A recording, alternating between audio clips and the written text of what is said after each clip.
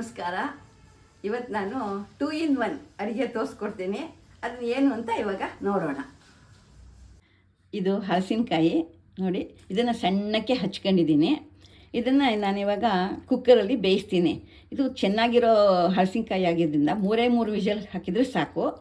ಕೆಲವು ಏನಾಗುತ್ತೆ ಅಂದರೆ ಗಟ್ಟಿ ಇರುತ್ತೆ ಹಲಸಿನಕಾಯಿ, ಅದನ್ನು 4-5 ಸತಿ ಕುಗ್ಗಿಸ್ಕೋಬೇಕಾಗುತ್ತೆ. ಇದನ್ನು ಇವಾಗ 3 ಸತಿ ಕುಗ್ಗಿಸ್ಕೊಂಡ್ರೆ ಸಾಕು. ಇದನ್ನು ಈ ಹಲಸಿನಕಾಯಿನ ಇವಾಗ ಚೆನ್ನಾಗಿ ಬೇಯಿಸ್ಕೊಂಡು ಇಟ್ಕೊಂಡಿದ್ದೀನಿ. ಇದರಲ್ಲಿ ಇವಾಗ 2 ಥರ ಮಾಡ್ಬೋದು. ಇವಾಗ ಮೊದಲನೇದು ಪಲ್ಯ ಮಾಡಿ ತೋರಿಸ್ತೀನಿ. ಈಗ ಪಲ್ಯ ಮಾಡೋದಕ್ಕೆ ಒಲೆ ಮೇಲೆ ಪ್ಯಾನ್ ಇಟ್ಟಿದ್ದೀನಿ. ಇವಾಗ ಅದಕ್ಕೆ ಎಣ್ಣೆ ಹಾಕ್ತಾಯಿದ್ದೀನಿ. 1-2-3 ಸ್ಪೂನ್ ಎಣ್ಣೆ ಹಾಕೋದು.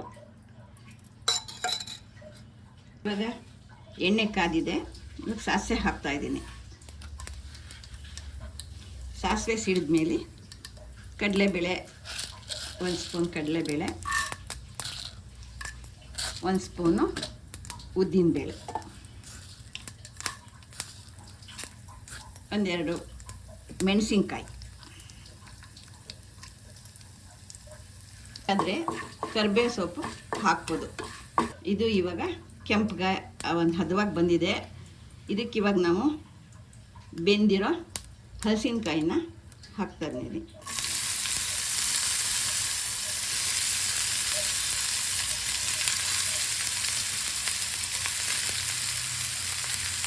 ಆಮೇಲೆ ಇದಕ್ಕೆ ರುಚಿಗೆ ತಕ್ಕಷ್ಟು ಉಪ್ಪು,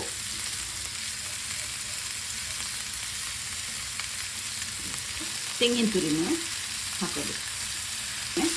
ಒಟ್ಟಿಗೆ ಸೇರಿಸಿದ್ರೆ ಪಲ್ಯ ರೆಡಿ.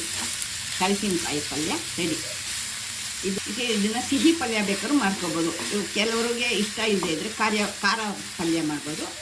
ಇಲ್ಲ ಅಂದರೆ ಬೆಲ್ಲ ಹಾಕಿಬಿಟ್ಟು ಸಿಹಿ ಪಲ್ಯ ಬೇಕಾದ್ರೂ ಮಾಡ್ಕೊಬೋದು. ಇದು ಸಾರಿನ ಜೊತೆಗೆ ಹೆಂಚ್ಕೊಳ್ಳೋಕ್ಕೆ ಚೆನ್ನಾಗಿರುತ್ತೆ. ಈಗ ಒಂದು ಬಗೆ ಪಲ್ಯ ಆಯಿತು. ಇನ್ನೊಂದು ಬಗೆದು ಹಲಸಿನಕಾಯಿನ ಬಜ್ಜಿ, ಅಂದರೆ ನಮ್ಮ ಸಂಕೇತಿ ಭಾಷೆಯಲ್ಲಿ ಇದನ್ನು ಪಿಲಾಕಾಯಿ ಬಜ್ಜಿ ಅಂತ ನಾವು ಹೇಳ್ತೀವಿ. ಅಂದರೆ ಹಲಸಿನಕಾಯಿನ ಬಜ್ಜಿ. ಅದಕ್ಕೆ ಬೇಕಾಗುವ ಸಾಮಾನು ಪರಿಕಾರಗಳು: ತೆಂಗಿನಕಾಯಿ 1 ಬಟ್ಲು, ಸಣ್ಣ ಬಟ್ಲಲ್ಲಿ 1 ಬಟ್ಲು, ಆಮೇಲೆ ಕೊತ್ತಂಬರಿ ಸೊಪ್ಪು, ಹಸಿಮೆಣಸಿನ್ಕಾಯಿ, ಆಮೇಲಿಂದ ಒಂಚೂರು ಉಪ್ಪು, ರುಚಿಗೆ ತಕ್ಕಷ್ಟು ಉಪ್ಪು, ಒಂಚೂರು ಬೆಲ್ಲ, ಒಂಚೂರು ಇದು ಹುಣಸೆ. ಇವಾಗ ಮಿಕ್ಸಿ ಜಾರ್ಗೆ ಹಾಕೊಂಡಿದ್ದೀನಿ. ಈಗ ರುಬ್ಕೋಬೇಕು, ನುಣ್ಣಗೆ ರುಬ್ಕೋಬೇಕು. ನಾನು ನುಣ್ಣಗೆ ರುಬ್ಕೊಂಡಿದ್ದೀನಿ. ಇವಾಗ ಅದಕ್ಕೆ ಬೆರೆಸ್ತಾ ಇದ್ದೀನಿ.